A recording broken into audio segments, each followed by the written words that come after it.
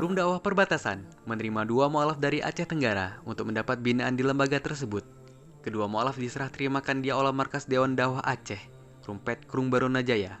Mereka diantar oleh Kepala Dinas Sosial Kabupaten Aceh Tenggara, Bahagiawati, dan disaksikan langsung oleh pejabat Bupati Aceh Tenggara, Taufik ST MSI, pada Rabu 22 Januari 2025. Siti Rahma dan Siti Zahra yang bersatu tim tersebut akan mendapat binaan yang intensif untuk dapat memahami Islam secara kafah.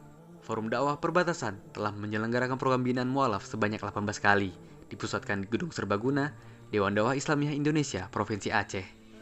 Hingga saat ini, FDP telah membina lebih dari 200 mualaf dari berbagai daerah perbatasan Aceh dan Sumatera Utara. Para mualaf tersebut akan mendapat binaan beberapa level sesuai kurikulum yang disiapkan oleh lembaga tersebut. Donasi untuk setiap kegiatan dakwah dapat disalurkan melalui rekening Lembaga Forum Dakwah Perbatasan.